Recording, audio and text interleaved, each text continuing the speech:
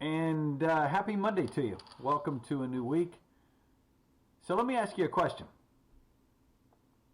I got a call from my cousin over the weekend saying, oh my God, my stomach, I'm bloated, I'm gassy, I'm gurgling. And, oh, what do you have to take for that? Do you realize how many people in the United States are on an acid blocker? That I think one of the top advertised pharmaceuticals are these PPIs, Prilosec, Nexium, Protonix, all of these different drugs for suppressing acid. And now Tagamet and Zantac are now advertising the heck out of their preps as well. Guesstimated about 50% of the American population are having problems every day, all the time. So getting back to my cousin, what could I tell him to do? He had no access to any meds. So what could we do? What could we possibly do to make a difference? Well, I pulled a new article that was just printed this morning from the November issue of the Natural Medicine Journal, a very traditional journal that takes a look at natural remedies.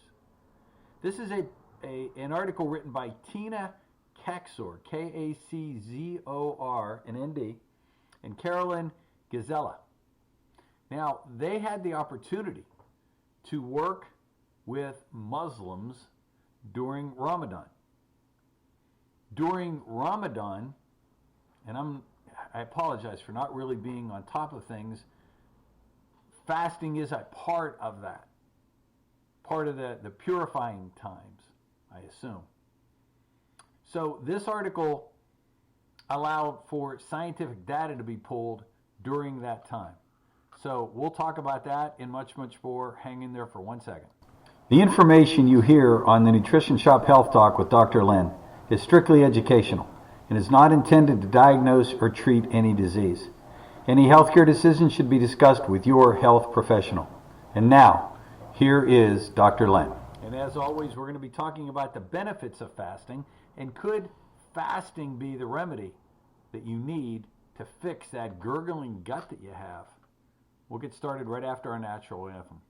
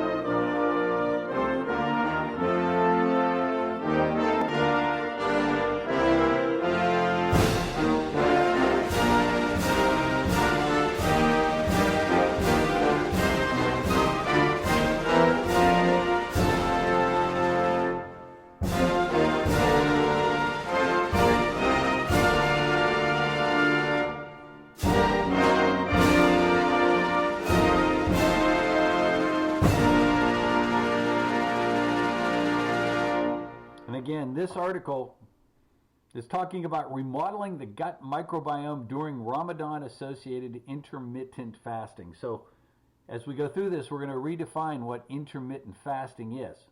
And I think you'll figure it out right from the get-go. The design of this study was a prospective trial of 2 separate cohorts during Ramadan fasting. Participants, there were 2 cohorts. Number 1, a young adult cohort. Number 2, a middle-aged cohort. So we're looking at active individuals. The middle-aged cohort had 10 non-fasting participants who served as the control. There was no control group within the young adult cohort. The young, healthy cohort 1 was Ramadan, aged 18, average age. Cohort 2, middle-aged, average age 39 or greater. With me so far.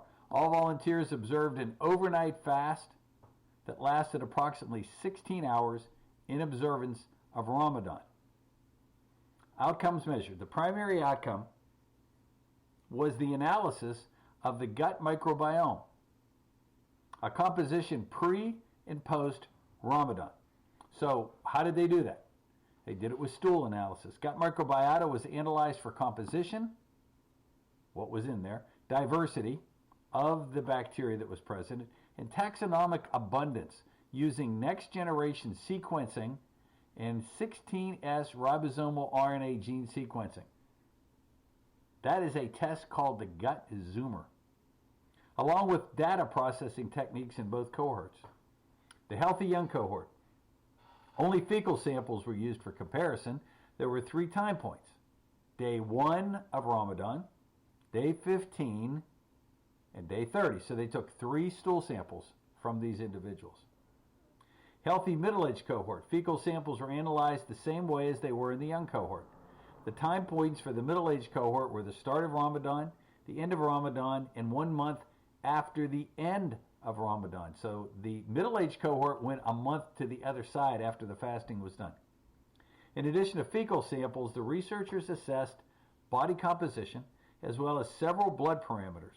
They did a comprehensive metabolic profile, a hemoglobin A1C, a lipid panel, and uric acid.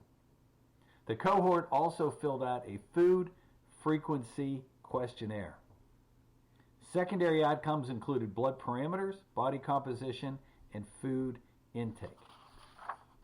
Both cohorts experienced major shifts in microbiome composition that were similar to each other during the fasting period, while the non-fasting control in the middle-aged group experienced no change in composition in the microbiome. In particular, both cohorts displayed an enrichment of butyric acid-producing lactospirone. The authors point out that high levels of these are responsible for some of the gurgling sounds that we see. The young cohort had an increase in overall diversity of the gut microbiome, while the middle-aged cohort did not. In the middle-aged cohort, microbial composition largely returned to baseline for most of the 1 month post-fasting. So while the fasting was going on, the gut microbiome improved. So for those that were having chronic constipation issues, chronic diarrhea, chronic bloating, chronic gas, the initiation of a 16-hour fast, notice it wasn't even a 24-hour fast, a 16-hour overnight fast. Eat your dinner at 6 p.m. and don't eat again until 9 o'clock in the morning the next day. Not that difficult to do. Here's some of the implications. More than 24% of the world's population is Muslim. Ramadan offers a convenient way to assess the physiological changes of a 16-hour fast on large populations. It's expected that fasting during Ramadan, like fasting in general, should confer health benefits, and so far, this seems to be the case. According to a 2014 analysis of 21 different studies, Ramadan fasting led to positive metabolic effects and weight loss. The analysis, as well as a 2021 study, indicated that Ramadan fasting can reduce inflammation and enhance immunity. In 2020, Natural Medicine Journal published a peer-reviewed paper about intermittent fasting. The subjects that discussed the mechanism of action and the clinical application of intermittent fasting. A 2019 review of 12 different studies found that intermittent fasting reduced body mass index and improved glycemic control, lowered insulin resistance, and lowered adipokine concentrations compared to adults not doing intermittent fasting. A 2020 review also found that intermittent fasting not only reduced the risks of cardiovascular disease, but also improved cognition in both obese and non-obese individuals. Shortly after the study under review here was published, another small pilot study showed that fasting during Ramadan led to significant changes in the gut microbiome. General fasting, which is done by eating a very early dinner or a very late breakfast, has already been established as a mean of shifting the gut microbiota. These studies on Ramadan fastings imply that the time of the day that fasting takes place, daytime versus nighttime, does not change the overall effects of increasing the diversity of the gut. Fasting as a means to improve health may be one of the simplest and most economical tools we have in integrative medicine. That said, as with any therapy, caution should be used in those who are frail, those with acute conditions, and those whom skipping meals is considered contraindicated. One study limitation was the fact that there was no control group in the young male cohort, which detracts from the young male cohort group results. That said, the control group in the middle-aged cohort validated that without fasting, there is little change in the microbial composition of the gut. Now, we talk about that from a fasting standpoint, and you see what we're saying now. Eat your dinner no later than 6 o'clock. Be finished, if that's possible. And then going 16 hours until your next meal. Now, while we do that, you want to increase the success ratio of this type of fasting, you add the right forms of a probiotic. Listen up. Hey everybody, I want to talk to you for just a minute about our probiotic of choice called our Ultra Probiotic. Delivers 30 billion viable organisms per serving of 10 different beneficial strains. A combination of freeze-dried probiotic bacteria with inulin, a beneficial prebiotic. 30 billion organisms in 2 capsules. Each capsule has 15 billion good bacteria.